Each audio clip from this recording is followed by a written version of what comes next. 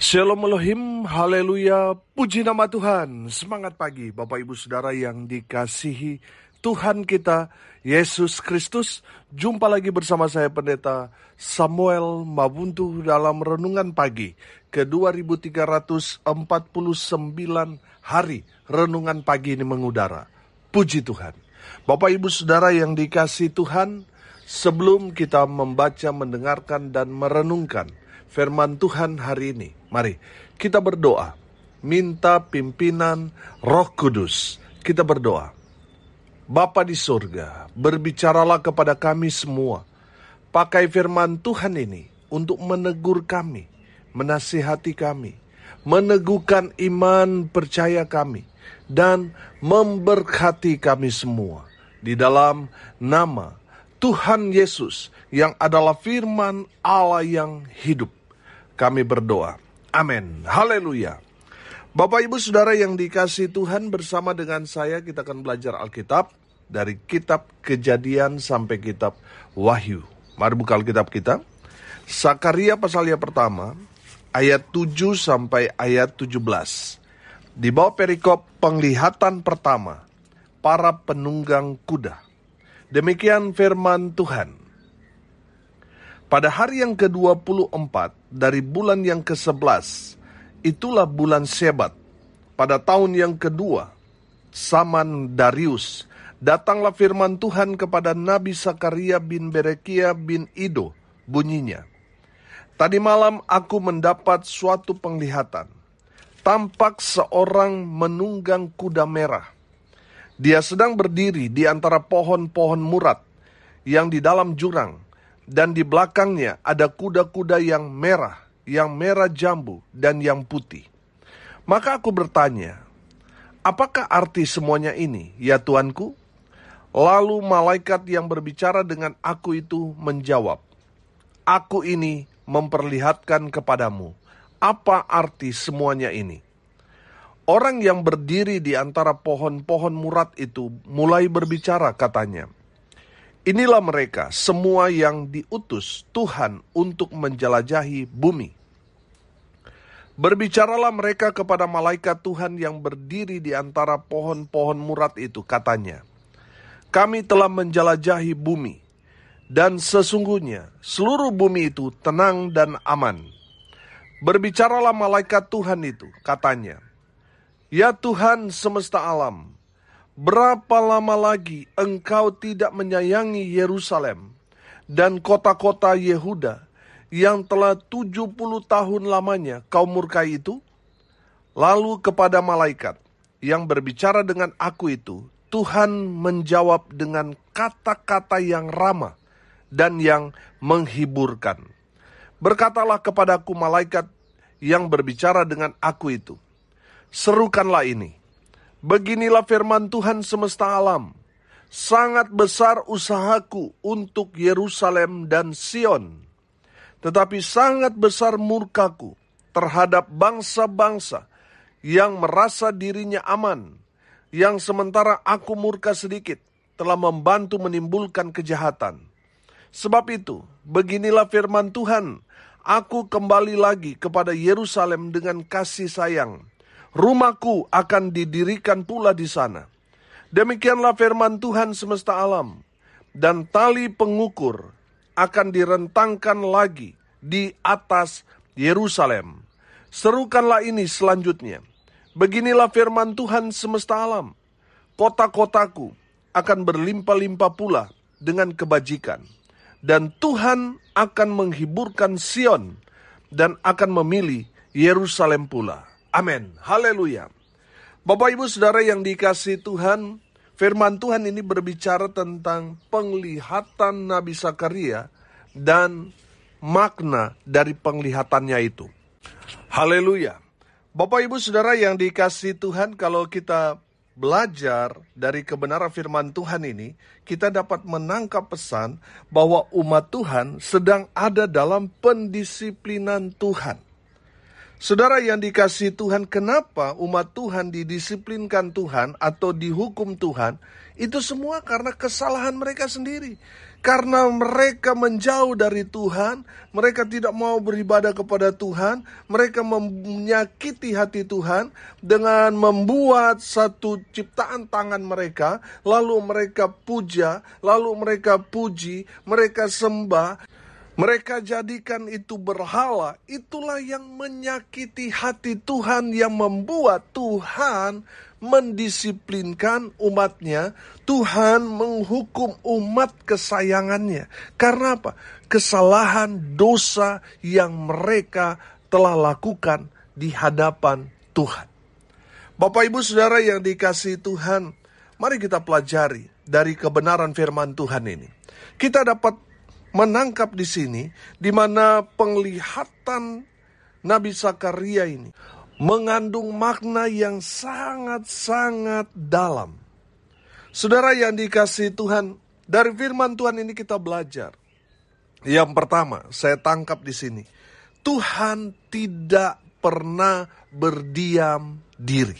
Amin. Tuhan tidak membiarkan umatnya, walaupun mereka sudah berbuat salah.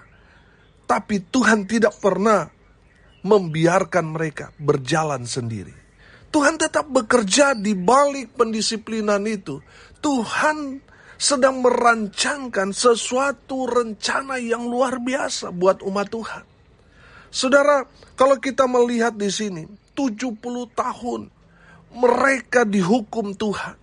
Seolah-olah apa yang mereka lakukan, mereka doa, tapi seolah-olah semuanya sia-sia. Karena Tuhan tidak menjawab doa mereka. Saudara, walaupun kenyataannya seperti itu, doa-doa mereka yang mereka panjatkan mungkin sudah 70 tahun, tetapi Tuhan tidak menjawab doa-doa mereka. Bukan berarti Tuhan berdiam diri. Bukan berarti Tuhan membiarkan umatnya. Kalau Tuhan membiarkan umatnya, maka habislah generasi itu dibabat habis oleh musuh-musuh Israel. Kenapa Tuhan masih menyisakan sisa-sisa Israel? Karena Tuhan punya rencana yang luar biasa kepada yang sisa-sisa itu. Amin. Bapak Ibu Saudara yang dikasihi Tuhan, mungkin selama ini saudara sudah bergumul begitu lama. Mungkin juga saat ini apa yang saudara sedang jalani ini bentuk dari hukuman Tuhan dalam kehidupan saudara karena dosa pelanggaran, ketidaksetiaan, ketidaktaatan yang saudara lakukan di hadapan Tuhan, dan saat ini saudara sedang menjalani konsekuensi dosa saudara.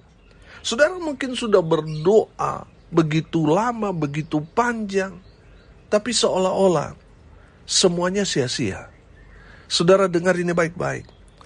Apa yang saudara naikkan kepada Tuhan bertahun-tahun tidak pernah sia-sia. Amin. Tuhan tidak berdiam diri. Tuhan melihat kesungguhan hati umat Tuhan ketika mereka datang kepada Tuhan, apakah mereka sungguh-sungguh atau tidak.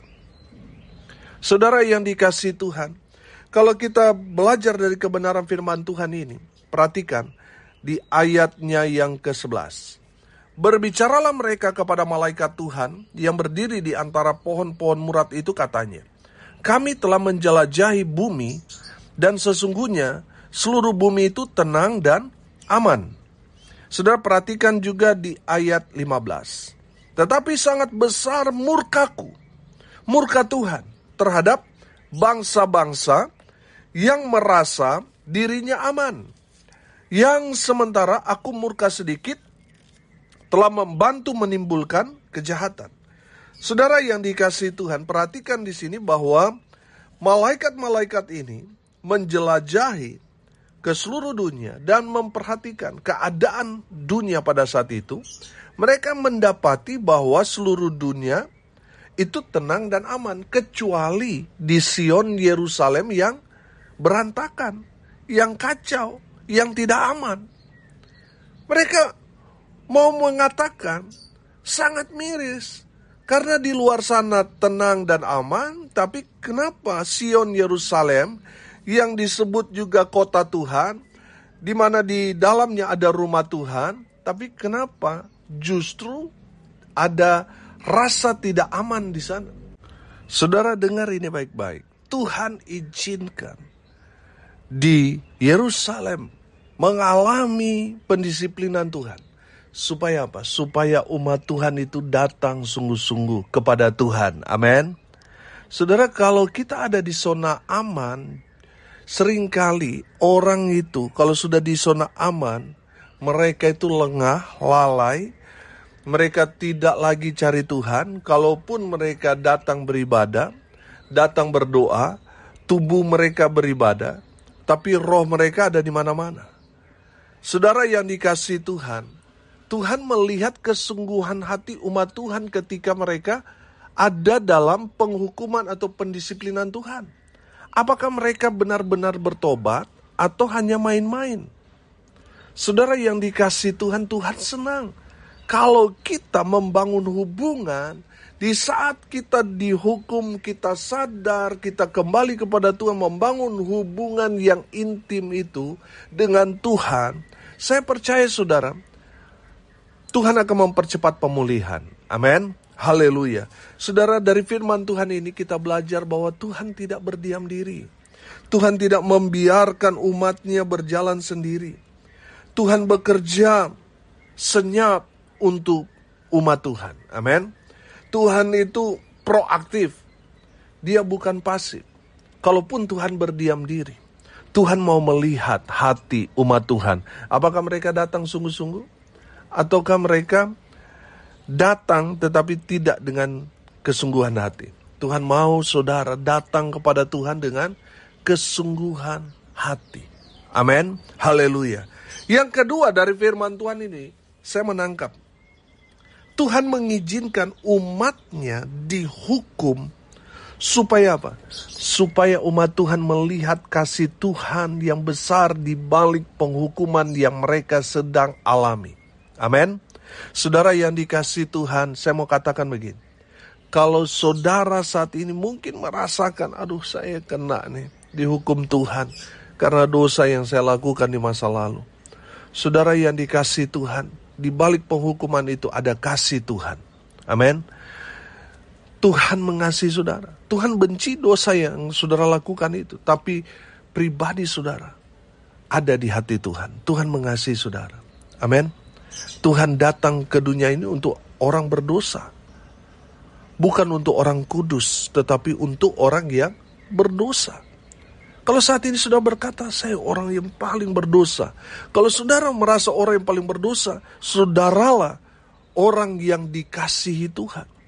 Semakin besar orang berbuat jahat, semakin besar juga kasih Tuhan di dalam kehidupannya. Amin. Bapak Ibu Saudara yang dikasihi Tuhan, Tuhan izinkan umat Tuhan dihukum, didisiplinkan. Supaya apa saudara? Supaya mereka melihat di balik hukuman itu ada kasih Tuhan yang luar biasa besarnya bagi kita orang-orang berdosa.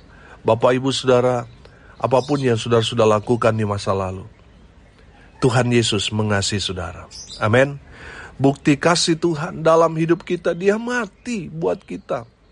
Saudara yang dikasihi Tuhan, Tuhan telah membuktikan kasih-Nya yang begitu besar kepada kita 2000 tahun yang lalu.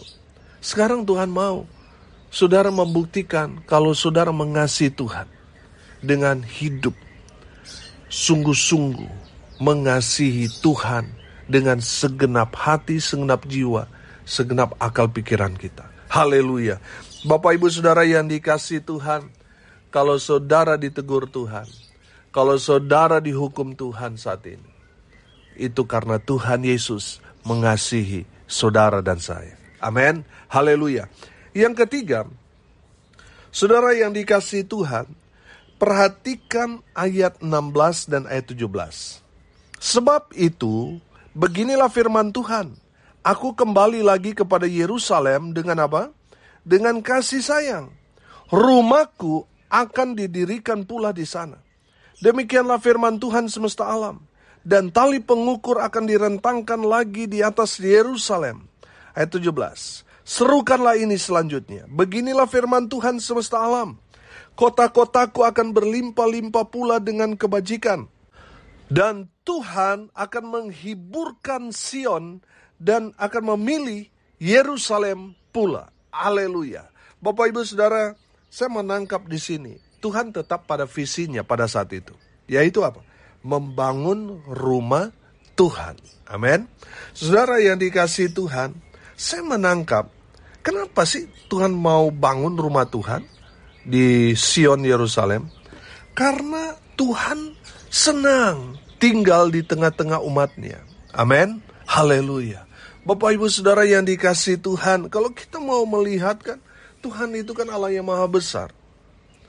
Saudara, dunia ini saja nggak sanggup menampung Tuhan. Nggak sanggup. Tapi kenapa Tuhan tetap pada visinya untuk membangun rumah Tuhan? Mungkin bagi kita manusia begitu besar. Tapi kalau untuk Tuhan tinggal di dalamnya itu nggak muat. Tetapi kenapa Tuhan mau tinggal di rumah Tuhan? Tuhan senang berada di tengah-tengah umatnya. Amin. Haleluya. Bapak Ibu Saudara yang dikasihi Tuhan, selalu saya bilang kepada istri, kepada jemaat, kalau ada masalah datanglah ke gereja, berdoa di sana. Gereja ini terbuka 24 jam. Ada masalah pergumulan, datang ke rumah Tuhan, bawa semua keluh kesah, pergumulan, doa saudara, naikkan kepada Tuhan. Di dalam rumah Tuhan itu. Amin. Haleluya. Bapak Ibu Saudara yang dikasihi Tuhan, Tuhan senang kalau saudara datang ke rumah Tuhan, datang ke gereja, berdoa, Tuhan senang. Amin. Kalau saudara nggak datang ke rumah Tuhan, yang senang siapa? Iblis yang senang. Saudara, Tuhan menangis kalau saudara tidak datang ke rumah Tuhan. Tuhan mau saudara datang ke rumah Tuhan. Sama seperti kalau saudara sudah menjadi orang tua, lalu anak saudara sudah kuliah, sudah merantau, sudah pasti merindukan. Anak saudara pulang ke rumah, ketemu dengan saudara. Betul? Saudara, terlebih lagi Tuhan. Tuhan terus menanti, menunggu saudara, supaya apa? Supaya saudara datang ke rumah Tuhan. Amin. Haleluya. Bapak Ibu Saudara yang dikasihi Tuhan, saya banyak sekali ketemu dengan orang-orang Kristen yang mau membenarkan diri mereka sendiri. Aduh Pak Pendeta, sorry saya sudah lama sekali tidak gereja. Yang penting Tuhan Yesus ada di dalam hati. Saudara yang dikasihi Tuhan, jangan membela dirimu. Tuhan mau saudara datang juga ke rumah Tuhan. Kita ini sekumpulan domba-domba. Kita ini harus berkoloni. Kita ini harus bersama-sama. Jangan berjalan sendiri. Kalau kita berjalan sendiri, kita ada dalam bahaya. Jadi saudara, kita harus ada bersama-sama di rumah kita, supaya kita terus dijaga, dilindungi, dan diberkati oleh Tuhan. Amin. Saudara yang dikasihi Tuhan, Tuhan menangis, Tuhan sedih. Kalau saudara sudah meninggalkan Tuhan sekian lama, sampai sudah bertahun-tahun gak pernah ke gereja, saudara, Tuhan menangis melihat saudara. Kembali kepada Tuhan, datang ke gereja. Dan saya percaya saudara gak rugi kalau saudara datang ke gereja. Firman Tuhan justru berkata, ibadah itu kalau disertai rasa cukup itu akan memberi keuntungan besar. Justru saudara akan diberkati Tuhan dengan luar biasa. Amin. Haleluya. Bapak Ibu Saudara yang dikasihi Tuhan, dari kebenaran firman Tuhan ini, kita dapat menangkap Tuhan tetap pada visinya. Membangun rumah Tuhan dalam konteks firman Tuhan ini. Amin. Saudara yang dikasihi Tuhan, dari firman Tuhan ini kita belajar. Tuhan tidak pernah berdiam diri kepada kita umatnya. Mungkin kita berkata, saya sudah berdoa sekian lama, tapi Tuhan belum menjawab doa-doa saya. Itu berarti Tuhan sudah meninggalkan saya. Tidak, Tuhan tidak membiarkan saudara. Tuhan tidak berdiam diri. Tuhan itu aktif. Amin. Tuhan mengizinkan kita dihukum supaya apa? Supaya kita dapat melihat kasih Tuhan yang besar di balik pendisiplinan itu. Yang ketiga kita belajar, saudara, Tuhan tetap pada visinya. Tuhan membangun rumah Tuhan supaya apa? Supaya Tuhan dekat dengan umatnya. Umatnya bisa datang ke rumah Tuhan sewaktu-waktu, kapan saja. Tuhan terbuka. Dan Tuhan senang tinggal di tengah-tengah umatnya. Amin. Mari kita berdoa. Terima kasih Bapa di surga. Berkati semua pendengar dimanapun mereka berada. Tuhan memberkati hidup mereka, rumah tangga mereka diberkati. Usaha, pekerjaan, pelayanan mereka dibuat beruntung, berhasil dalam segala hal. Mereka yang sakit Tuhan sembuhkan oleh bilur-bilur darah Yesus. Mereka yang sakit disembuhkan, mereka yang lemah dikuatkan. Mereka yang saat ini sedang berduka cita, Tuhan memberikan penghiburan yang datang dari Tuhan. Hamba berdoa, biarlah berkat Tuhan dari surga turun, memenuhi semua pendengar. Bapak Ibu Saudara yang dikasihi Tuhan, arahkanlah hatimu kepada Tuhan dan terimalah berkat dari Tuhan Yesus. Tuhan memberkati engkau dan melindungi engkau. Tuhan menyinari engkau dengan wajah-Nya dan memberi engkau kasih karunia. Tuhan menghadapkan wajah-Nya kepadamu dan memberi engkau damai sejahtera. Di dalam nama Tuhan Yesus yang adalah firman Allah yang hidup, sumber segala berkat. Bapak Ibu Saudara yang percaya diberkati Tuhan, katakan amin. Puji Tuhan. Bapak Ibu Saudara yang dikasihi Tuhan, kalau saudara merasa diberkati melalui renungan pagi ini, bagikan juga kepada saudara-saudara yang lain, supaya mereka juga diberkati. Karena untuk itulah kita dipanggil untuk jadi berkat. Salam kasih dari Bali. Saya Pendeta Samuel Mabuntu. Sampai jumpa besok pagi. Tuhan Yesus memberkati kita semua. Haleluya.